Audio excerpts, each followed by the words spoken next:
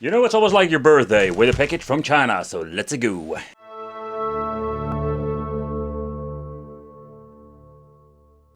But what are we getting with this new landscape edition? So specification wise, it's the same like, let's say, the Game Boy clone or the normal version. But this does have like some very cool, let's say, features. So first of all, Anbernic has a very nice consistency of different like high quality handhelds. But one of the things I already noticed, like the D-pad, where it responds nicely, I do notice, and when it comes to this particular D-pad, that it has like a very, I'll say, nice resistance. But personally, I'm more like a wiggle D-pad fan. And the reason why, because it's easier to navigate, but also when it comes to let's play shmups, or if you just want over like to shoot 'em up shmups, and if you want to play some fighting games. So now of course we have the two joysticks over here, the Nintendo Switch clones with the click, the ABXY, but also the ABXY have a very nice resistance to them. Over here two buttons, that's most of the time to select in the start, then having the F button for going back to the main menu, top having two Type-Cs and an HDMI out and a headphone jack. At the right we're getting the on and off switch. The display on this thing looks absolutely beautiful. The reset if anything goes wrong. At the bottom we're finding two speakers having stereo sound, and these things sound quite nice. Having two SD cards options. So with my version there only comes with one SD card, but you also have the option to add a second one for more storage and a physical volume control. At the back we're finding two, let's see, these rubberized pads on it. That's something Emulation does a lot.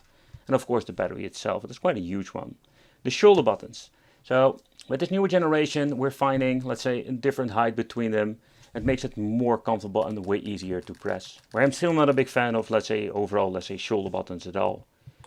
So the menu, it's quite basic, nothing very fancy. But it just, if you don't want to tinker with it, that can be a very interesting device to buy. Inside the package we're not going to find a lot. Besides a screen protector, some wipes, then having a very extended manual that you can fold open with all explanation about how everything works.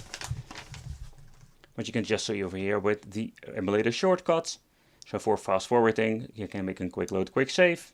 And you're going to be combining that with the F. And the F button, I mean the one over here. So that is the one thing you need to learn. But I think if you're going to be playing a lot with this only single device, you're going to be getting the hang of it very quickly. The stock firmware on this device is absolutely great in many different ways. So to begin with, if you don't want to tinker, everything is just, let's say, completely like set to a certain, let's say, level. You can just plug and play this game system. So you can just see there's a lot of different systems you can play, a lot of handhelds, all the way up to PlayStation 1. And this is absolutely great. Even vertical games have been implemented in this device. PlayStation Portable is, let's say, possible to play, but you will see that in overall, let's say, benchmarking, you will have some minor problems. PlayStation Portable even can find the Dreamcast under the RA game, or in other words, is the RetroArch game folder. And that is basically the two different ways you can just get into the emulators and play, let's say, the device you really want to emulate. But overall there is so much you can play, it's absolutely nuts. 5 freaking pages full. For example, having a lot of ports that we have seen in many different devices, like Quake is in here, Quake Rogue, and all kinds of cool things like Wolfenstein 3D. Then we're having the favorite list, and in that the history. Pressing the F button will give you into the menu. Having the lock screen, backlight brightness can be set to 5, and I can tell you, holy crap, that is really bright. So we're going to leave it at 2 for recording purposes, and the network settings. In the network settings, here we have the Bluetooth, Wi-Fi setting, and the Moonlight streaming. Okay, so this is actually what we can do when it comes to the device, and that is what I love about this thing. It's just the way how it actually looks, but also when it, if you're looking at the menu, it's so easy. And again, if you just want to have something that looks clean and simple, this is just one of the ways to play. Okay, so let's start off with some fighting games and the D-pad. So I already mentioned before that the D-pad response is different than, let's say, in Powkiddy I've tested before. It's absolutely such an, let's say, overall different experience with some of the devices.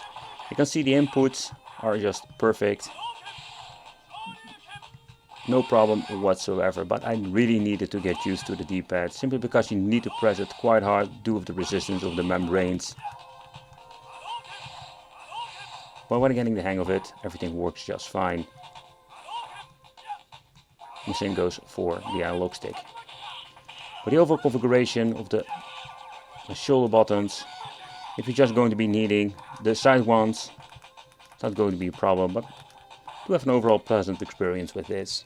So, and also the emulation of the, let's say, later systems work great. Tekken and Killer Instinct won't work on this, by the way. Pressing the F button in the game, you will give you the quick, let's say, different menu. And with this, we're having a quick load, quick save, restart, and video display effect can even be changed out. It has been set to HD. We can set it to the scan line.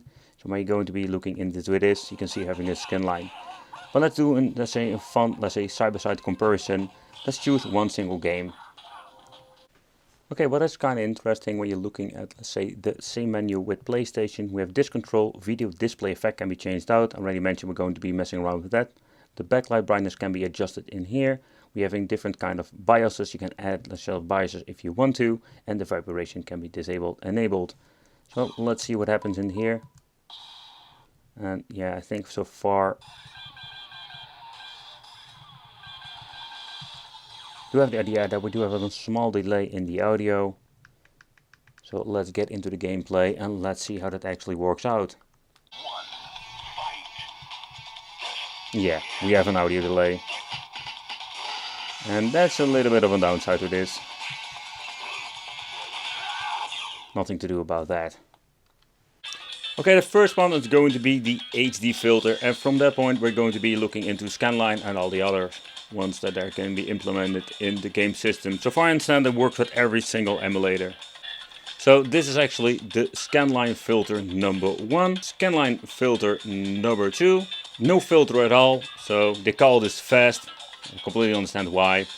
But for PlayStation 1 it doesn't like influence anything going on over there. Next up it's called dot matrix. And back to the HD version. I think the HD version can be beneficial when you're going to be playing this on a bigger screen and going to hook it up through an HDMI. About HDMI. Let's plug it in, let's see what happens. So when you're looking into, let's say, the HDMI functionality, with some of the handhelds you need to reboot it or you need to get out of the game. But with this is just a plug-and-play situation. And that is kind of cool. So I did notice that it could take a little bit of a time if you're going to be switching between the handheld and the monitor itself. Maybe it can be different when you're actually going to be in the main menu. But you can see it takes some time, but it will eventually boot up and you can just play this thing on the television. The display quality or the overall quality, it's kind of weird because we have these weird lines going on. So let's get into, let's say, the scanline filter. Yeah, we do have the scan lines are more visible now. But I can tell you that it's not going to be any better. For me, the best is going to be fast with no HD filter when it comes to the HDMI. This looks absolutely great. And if you have a television, you can mess around with the aspect ratio if you want to. Just going to be leaving the video display effect on fast, by the way. But let's exit and let's go with the show and let's test out some other games. But let's move into some Game Boy Advance. There is so much that we can play, and I can tell you if you're going to be playing these games, it runs absolutely great when it comes to, let's say, the 8-bit, 16-bit stuff, handheld, you name it. There is so much that we can play with this.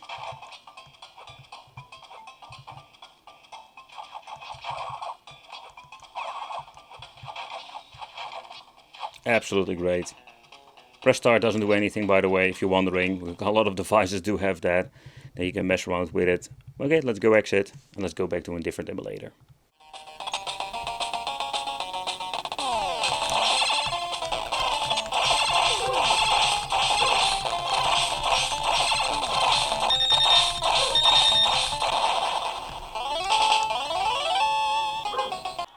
Yeah, you know, the 8-bit, 6-bit stuff, that runs all fine on this. It's absolutely a great overall experience. But when it comes to PlayStation 1, here we're going to have absolutely overall great performance.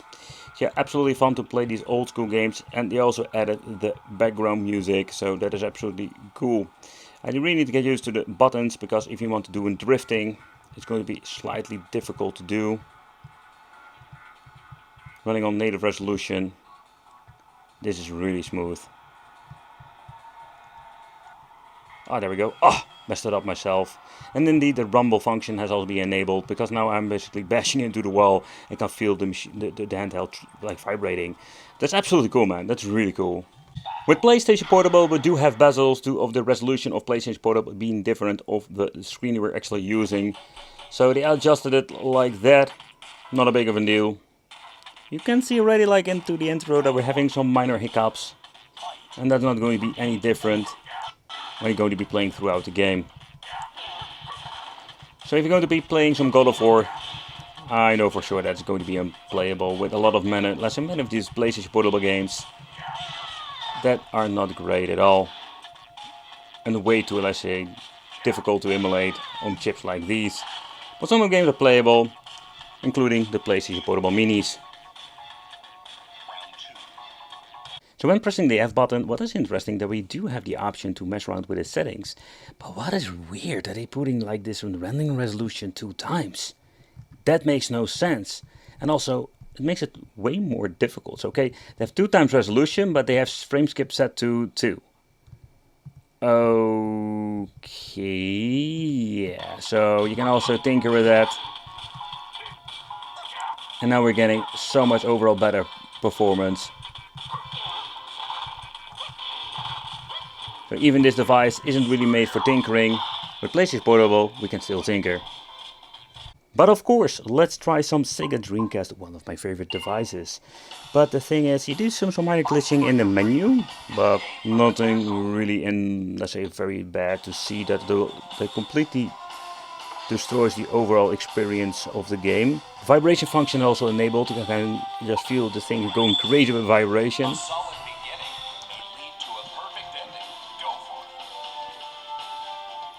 And the audio of this thing is amazing. The 2 speakers, I'm so glad they made the decision to put it in there.